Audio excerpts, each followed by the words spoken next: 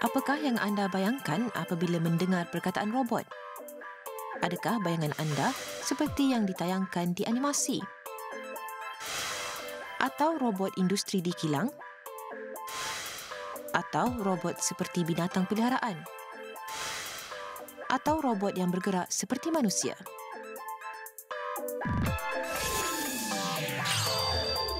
Perkataan robot mula digunakan buat pertama kalinya pada tahun 1920 dalam sebuah cerita seorang penulis drama Czechoslovakia, Karel Čapek.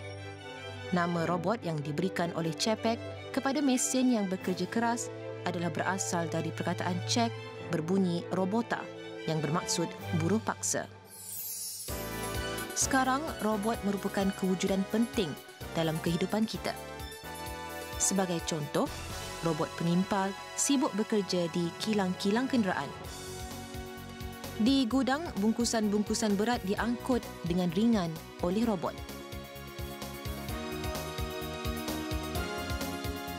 Robot terbaru boleh membuat penilaian menggunakan matanya sendiri dan boleh membuat keputusan apa yang perlu dibuat. Tugas mata dimainkan oleh kamera ini. Komponen-komponen yang diletak berserakan akan dinilai oleh kamera. Kemudian, robot itu sendiri akan menentukan bentuk gerakan tangan yang bagaimanakah bagi membolehkan komponen-komponen itu dipegang dengan betul. Kerja-kerja yang selama ini memerlukan bantuan tangan manusia, kini boleh dilaksanakan dalam waktu yang amat singkat. Penyelidikan dan pembangunan robot dilaksanakan di seluruh dunia. Tetapi, penyelidikan berkaitan robot berkaki dua telah didahului oleh Jepun. Pada tahun 1973, Universiti Waseda telah berjaya mencipta robot berkaki dua yang pertama di dunia. Pada ketika itu, berpuluh-puluh saat diambil untuk membuat pergerakan selangkah. Menggerakkan robot seperti manusia bergerak adalah satu perkara yang sangat sukar. Pada tahun 1986, sebuah syarikat kenderaan, Honda, telah memulakan satu penyelidikan robot bagi menghasilkan satu alat pengangkutan baru yang boleh membantu manusia. Prototipe nombor 1 berjaya disiapkan setahun kemudian. Prototipe ini mengambil masa hanya 5 saat untuk melakukan gerakan satu langkah. Gerakan ini lebih laju berbanding yang sebelumnya. Namun, timbul satu masalah baru. Sekiranya ada perbezaan ketinggian walaupun sedikit, robot ini akan kehilangan keseimbangan dan terjatuh. Bagi membolehkan robot ini tidak terjatuh, semua pergerakan sendi perlu dikawal oleh komputer. Para penyelidik telah mengulangi kajian berkali-kali dan telah mencuba pelbagai cara.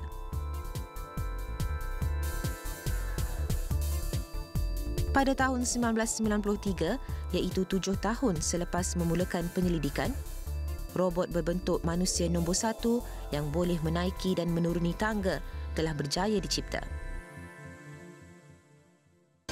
Dalam penyelidikan dan pembangunan robot, mengorbankan masa dan duit adalah perkara biasa.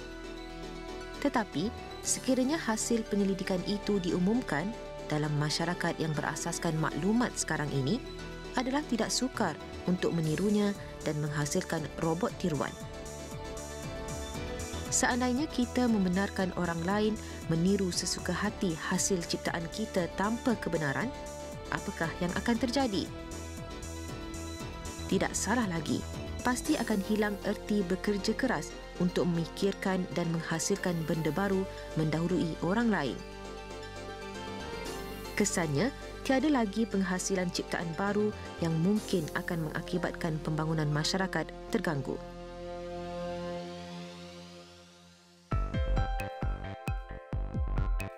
Bagi memelihara ciptaan teknologi baru dan maklumatnya sebagai hak milik pencipta, sistem paten telah dicipta. Dalam sistem paten, sekiranya Encik A telah berjaya mencipta teknologi berjalan bagi robot, lalu Encik A membuat permohonan paten dan memperolehi hak paten, Encik A sebagai pemilik paten berhak menggunakan teknologi itu secara eksklusif dan ianya terjamin dalam satu tempoh yang tertentu.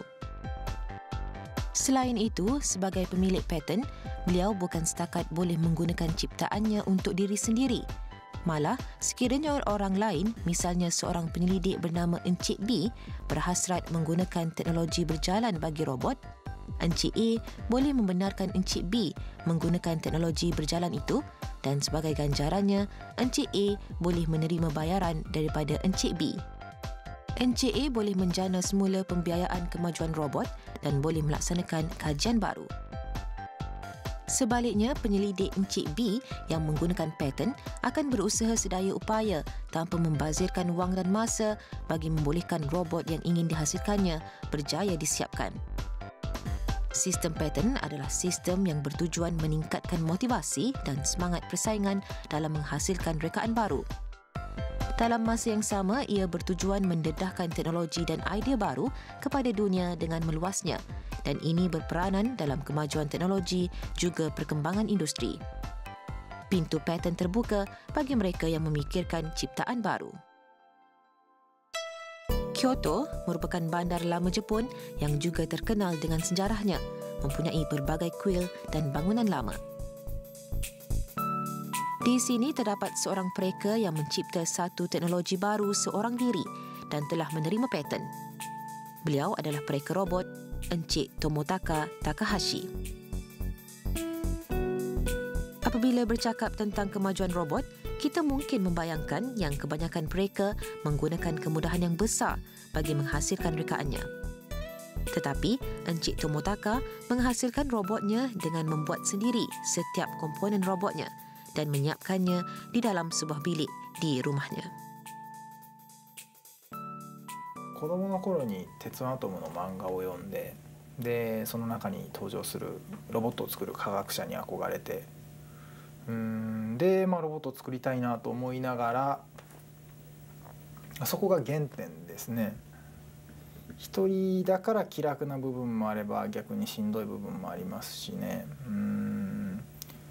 なんか自分が思う面白いロボットを作り続けていくには独立して個人でやった方がより独創的なとんがったものができるんじゃないかなということでこういうスタイルで仕事をしてますね。Dalam mencipta robot, Encik Tomotaka terobsesi dengan teknologi berjalan. Perkara yang difikirkan ialah gerakan dua kaki menggunakan kaedah penyerapan elektromagnetik. Perkara yang difikirkan oleh Encik Tomotaka untuk menjadikan model robot berjalan dengan mudah ialah dengan meletakkan robot itu di atas keping besi dan menggerakkan kaki robot itu dengan melekatkan magnet pada kakinya. Satu mekanisme menggerakkan dan menghentikan magnet di belakang kaki robot telah berjaya ditemui. Ianya adalah dengan menukarkan suis motor yang menggerakkan kaki robot berkenaan. Menggerakkan robot berkaki dua yang dianggap sukar pada ketika itu telah menjadi satu rekaan yang cemerlang dengan menggabungkan teknologi magnet dan motor yang ringkas.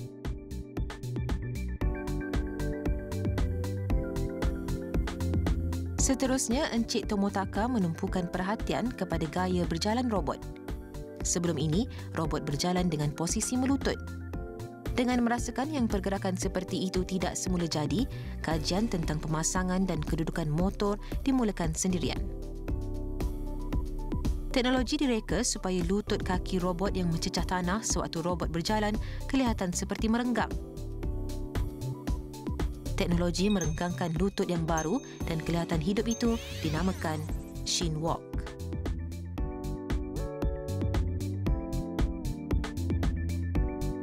Sewaktu memikirkan teknologi ini, Encik Tomotaka merupakan pelajar universiti. Sekiranya teknologi ini dibentangkan dalam pembentangan kajian universiti, teknologi ini mungkin akan terhenti setakat dunia pendidikan. Sekiranya teknologi ini berkembang di dalam dunia perindustrian sekalipun, jika ianya tidak jadikan hak milik, teknologi ini akan digunakan secara bebas di seluruh dunia. Oleh itu, Encik Tomotaka mendapatkan paten bagi gerakan dua kaki menggunakan kaedah penyerapan elektromagnetik dan Shin Walk. 特許を取ることによって出願することによってね、同じようなことを他に誰かが先に考えてないのかなとか、あとはそれを商品化するときにもね、企業さんも安心して使ってもらえるようになったわけなんで。Kuroino, sebuah robot yang direka oleh Encik Tomotaka dengan menggunakan teknologi ini telah mendapat perhatian majalah terkemuka Amerika Syarikat, di mana artikel berjudul Rekaan Menarik 2004 telah dimuatkan dalam majalah berkenaan. Kemudian robot ini didemonstrasikan bukan sahaja di Jepun, malah di setiap tempat di seluruh dunia. Bukan sahaja kanak-kanak, orang dewasa juga turut memberi respon yang baik. Mengapa robot Encik Tomotaka diterima ramai? なんでそもそもねロボットが人間の形してるかっていうと、その人間の形をしていることによって我々人間が感情移入をしてですね、それが機械だけどまるで人間のように感じてコミュニケーションを取ろうと思えるんですね。その時にはやはりデザインだったり動きだったりっていうのはロボットにとって非常に大切なんですね。 Bagi membolehkan robot diterima oleh pelbagai manusia, bukan setakat teknologi, reka bentuk juga sangat penting. Dengan memiliki obsesi terhadap reka bentuk seperti itu, salah satu robot seperti itu yang telah dihasilkan oleh Encik Tomotaka adalah merupakan robot berbentuk wanita. デザイン面でいうとそうですね、FT は細くするというのが、女性型の二足歩行ロボットが今までなくて、なんでなかったかというと細くするのが難しかったからなんですね。細くするためにいろいろまずね部品の配置だったりとか、部品の選定だったりとか設計についていろいろ工夫をして、さらにはこのカラーリングもより細く見えるように今白黒に塗り分けて、そういう視覚的な効果を狙ったりとかしてますね。 Bidang reka bentuk seperti ini pun dipelihara oleh hak milik intelektual. Perkara ini dipanggil sistem reka bentuk. Kebanyakannya dalam pembangunan reka bentuk juga melibatkan bilangan manusia, masa dan duit yang banyak. Kemudian, sekiranya reka bentuk yang difikirkan itu ditiru oleh orang lain, motivasi untuk menghasilkan reka bentuk yang baru tentu akan hilang.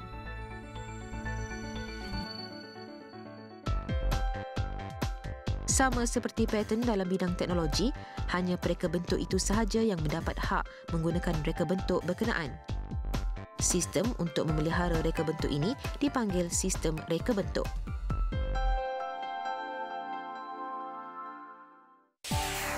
Bersama-sama paten dan reka bentuk, terdapat satu lagi sistem yang penting. Ianya adalah tanda perniagaan.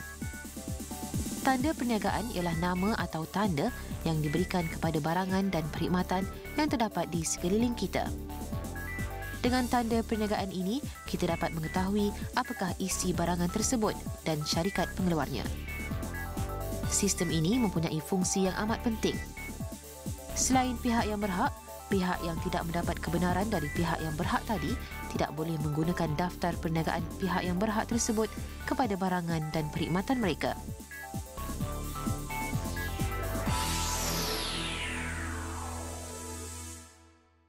Disebabkan tanda perniagaan adalah tanda yang diberikan kepada barangan dan perkhidmatan, jadi sekiranya pihak itu mahu meneruskan penggunaan daftar perniagaan kepada barangan atau perkhidmatan mereka, meskipun melebihi tempoh pendaftaran, daftar perniagaan itu boleh diperbaharui berkali-kali. Kita telah melihat sistem yang memelihara hak milik intelektual, iaitu paten, rekaan dan tanda perniagaan dari kacamata pihak yang mencipta idea. Sekarang mari kita lihat dari kacamata pihak yang membeli dan mengguna, iaitu pengguna.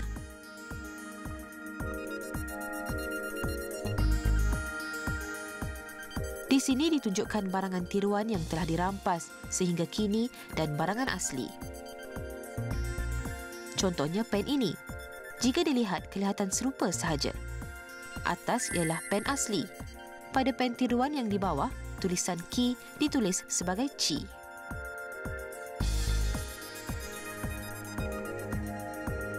Di antaranya ada juga yang meletakkan nama syarikat yang mengelirukan.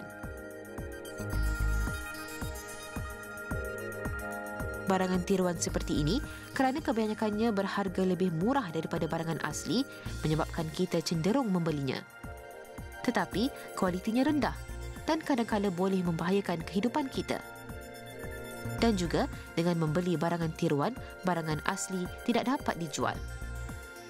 Ini menyebabkan gangguan kepada syarikat dan pencipta tersebut.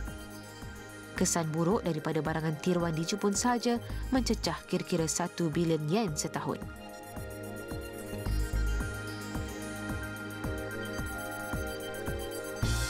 Amat penting bagi kita sebagai pengguna supaya berhati-hati agar tidak membeli barangan tiruan dan barangan cetak rompak supaya kita dapat melalui kehidupan yang aman dan selamat serta teknologi baru dapat dibangunkan.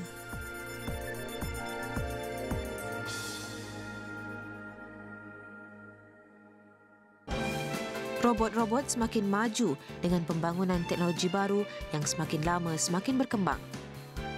Mulai sekarang diharapkan robot dapat bergiat di pelbagai bidang dalam kehidupan kita. Contohnya, robot yang menggantikan manusia dalam kerja pembinaan di kawasan yang berbahaya seperti bencana alam. Robot di tempat rawatan berfungsi mengubah riak wajahnya bagi memberi kelegaan kepada pesakit yang menanggung derita pun dapat difikirkan. Robot yang mengawas bangunan di tengah malam juga sedang dibangunkan. Dengan mengenakan sut robot, benda yang berat dapat diangkat dengan mudah, maka beban kejururawatan dapat dikurangkan.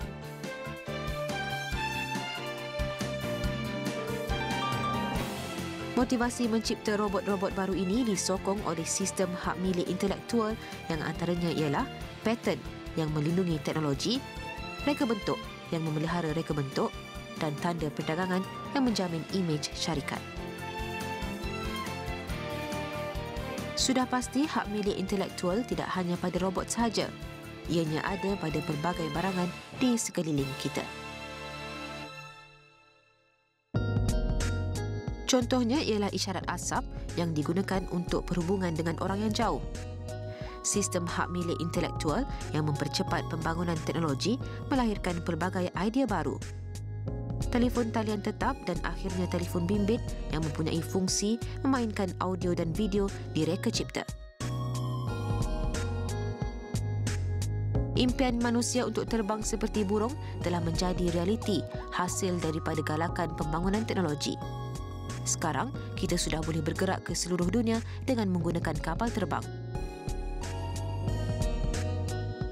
Dan juga oleh kerana masalah alam sekitar juga telah mendapat perhatian yang tinggi daripada masyarakat, teknologi tenaga bersih yang tidak mengeluarkan gas pemerangkap haba juga sedang dibangunkan. Semua ini adalah hasil daripada sistem hak milik intelektual yang menggalakkan pembangunan teknologi dengan meningkatkan motivasi pembangunan teknologi di kalangan orang ramai. Jalan mendapatkan paten terbuka kepada sesiapa sahaja. Mahukah anda mendapatkan paten dalam bidang yang anda sukai?